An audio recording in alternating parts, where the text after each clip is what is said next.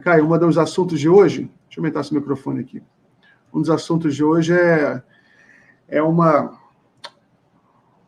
treta, uma briga entre o Sérgio Moro e o Dallagnol atacaram Lewandowski.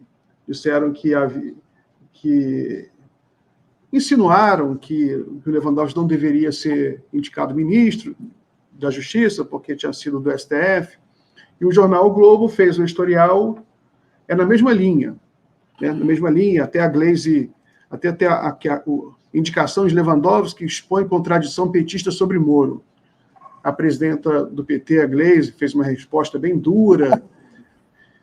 Eu queria saber qual é a sua posição sobre isso. Miguel, são uns calhordas, né? Na verdade, é muito triste ver quando fica ali no grupo do Merval, daqueles caras que são as viúvas tradicionais da Lava Jato, que não assumem, não conseguem assumir que eles apoiaram um golpe de um grupo de extrema-direita que era coordenado pelo Moro e aqueles indigentes intelectuais que tentaram instrumentalizar o Poder Judiciário e o Ministério Público para poder eleger o Bolsonaro. O que ocorreu com a Lava Jato é muito simples. O Moro fez um ato de corrupção clara. Qualquer estudante de direito faz isso. Eu falo isso tem anos. Ele, enquanto juiz, fez um ato de ofício, prendeu o Lula sem nenhum motivo. Depois a prisão foi decretada como ilegal, inconstitucional, e impediu o Lula de disputar a eleição, e ele elegeu, foi o principal eleitor do Bolsonaro. E ganhou como prêmio, num ato de corrupção clara, clássica, o Ministério da Justiça. Até é interessante ver que, se você ler as mensagens da tal Vaza Jato, os próprios procuradores, alguns deles, tinham preocupação, dizendo, olha, isso aqui vai ficar muito claro, vai ficar muito evidente que não pode acontecer. Ele não poderia ter assumido o ministério e tal. E aí, depois que tudo se deu, é muito interessante. Eu escrevi um artigo ontem sobre isso. Nós, democratas, enfrentamos muitos problemas, mas enfrentamos dentro da Constituição, Miguel. Dentro da constitucionalidade, da institucionalidade. Lula foi preso, houve o golpe contra a Dilma, mas nós fomos lá e ganhamos dentro da Constituição. O Lula só voltou quando, felizmente, uma ação que eu fui o autor principal no primeiro momento, e depois vários amigos e colegas foram outros autores, que é a ação direta de constitucionalidade 43, 44, 54, sobre a presunção de inocência, que foi o que determinou a liberdade do Lula. Não foram nem as decisões do Supremo sobre incompetência e parcialidade. Então, agora, você vê esse Merval, esse povo menor, falar como viúvas da Lava Jato é uma coisa. Agora, uma rede importante como uma rede de imprensa vir ter a ousadia de comparar a nomeação de um ex-presidente do Supremo, de um ex-ministro do Supremo, absolutamente correto, digno, contra o qual não há absolutamente nada, e é um direito dele. E o Brasil tem essa tradição. É só você ver que o ministro Jobim foi nomeado depois ministro do Supremo, sem nenhum tipo de crítica. Então, eu acho que é uma calhordice fazer essa comparação. Veja bem, nós estamos saindo de um momento extremamente grave, de enfrentamento de uma hipótese de crime que foi o 8 de janeiro, que completou um ano agora, 3 dias atrás. Eu estava fora do Brasil, eu vim para essa solenidade de elogio à democracia, de apoio à democracia. E você tem a coragem de ter grupos fortes dentro da imprensa que sustentam essa calhordice. Porque sustentar que o ministro Lewandowski, de alguma forma, possa ser comparado com esses indigentes intelectuais, com essas pessoas que estão respondendo e irão responder a processos criminais. Deltan já foi cassado. O Moro deve ser cassado agora, em muito pouco tempo. E depois terão que ser responsabilizados criminalmente pelo que fizeram, porque eles instrumentalizaram o Poder Judiciário. Então, isso é algo indigno. A imprensa tem que ter os cuidados devidos mínimo. Nem vou falar dessas pessoas que eu já citei o nome aqui, infelizmente não gosto nem de citar o nome deles, por profilaxia bucal, mas quando eu vejo isso num grupo forte, como é esse grupo de imprensa, eu fico espantado. O que eles querem? Eles querem afrontar o Poder Judiciário? Eles querem afrontar a democracia? É inexplicável, inadmissível, e nós temos que nos manifestar. Muito bem. Você sabe que esse editorial do Globo, ele foi escrito muito claramente a pedido do Merval Pereira, porque eles mencionam o Merval Pereira no editorial. O Merval é uma pessoa que não deveríamos falar sobre ele. Ele não merece ser citado. Ninguém o lê. Ele escreve mal, mas ele é presidente da Academia Brasileira de Direito. O Merval é muito interessante. Desculpa, Miguel, te falar isso. Mas eu vejo assim, eu tenho grupos que têm vários amigos, entre aspas, do Merval. No particular, eles me relatam o solene desprezo por ele. O solene desprezo. É muito engraçado. Eu vejo, vez ou outra, a Globo News e tem lá vários amigos que estão na sala com ele. Eu passo no particular assim. Você devia ter um adicional de insalubridade, porque é algo raivoso. Ele é medíocre. Como é que ele pode, a essa altura, vir atacar o ministro Lewandowski? Desculpa ter te interrompido, mas é porque o Brasil tem que se libertar de certos fantasmas, sabe, Miguel?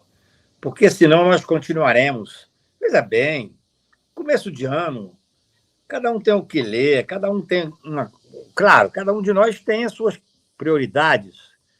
Como é que eu vou? Eu não leio Cidadão, até porque escreve muito mal, mas é impressionante ver a repercussão que consegue ter num grupo forte como com a mediocridade que tem, e com essa comparação absolutamente esdrúxula e criminosa, indigna para o ministro Lewandowski. Desculpe. Cacaio, você foi ao evento, a cerimônia no Senado do 8 de janeiro, né?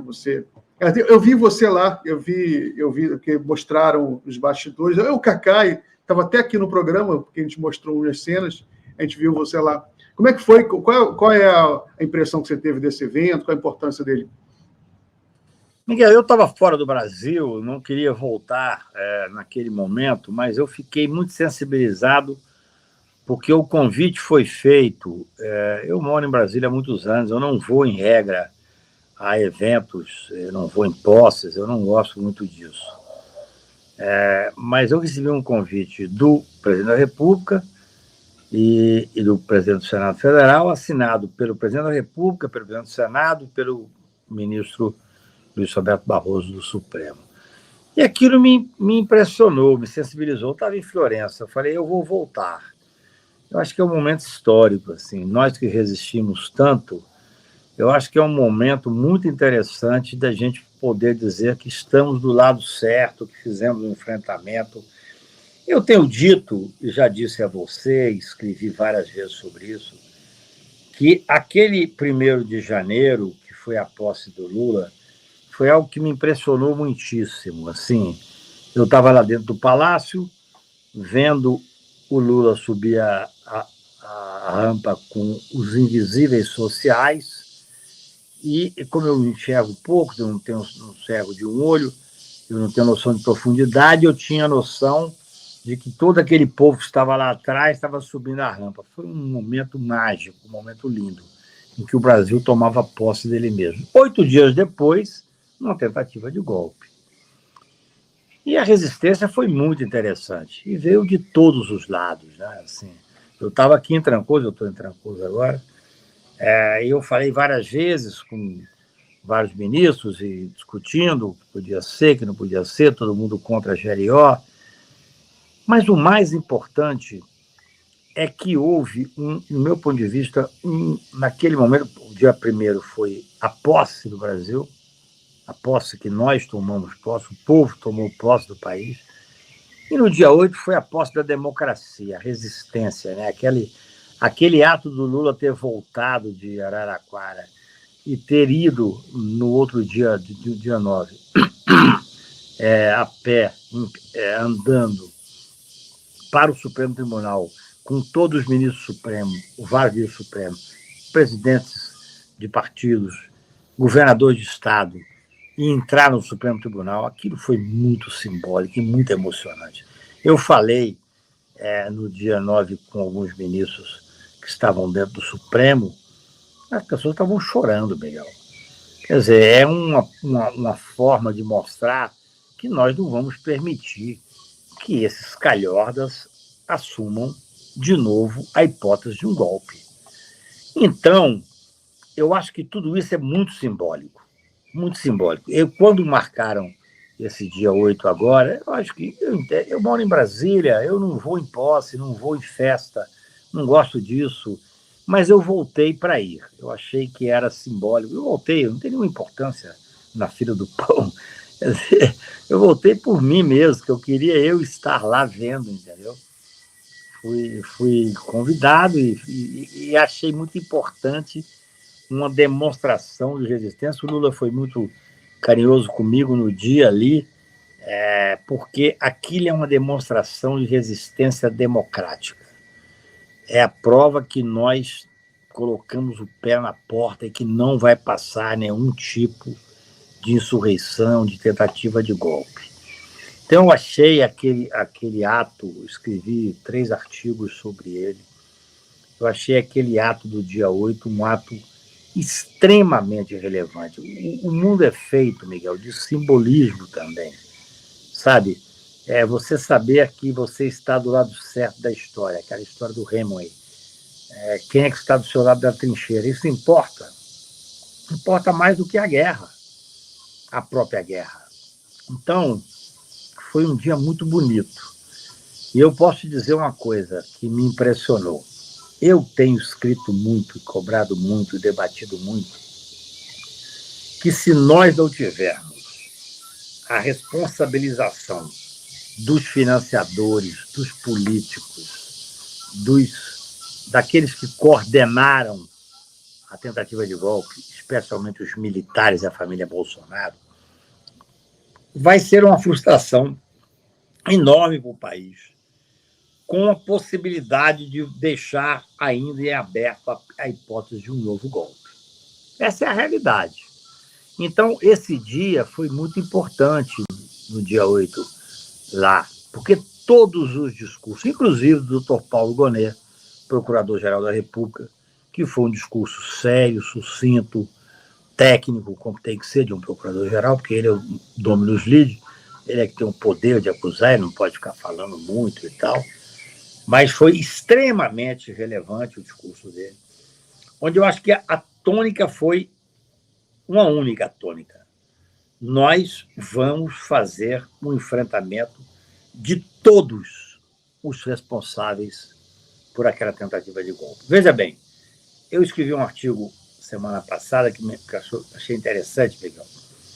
Eu estava de madrugada vendo aquele documentário belíssimo da Júlia do Alibe, que é uma craque, tenho uma admiração enorme por ela, e vi uma palavra do ministro Alexandre, que é o ministro que mais conhece sobre esse inquérito, falando que os 40 financiadores tinham sido já alvo de algum tipo de ação. E eu, que conheço o inquérito, acompanho pelo menos, achei estranho, mandei mensagem de madrugada, 1h da manhã, 2h da manhã, para os coordenadores dos documentários, dizendo, olha, não houve isso.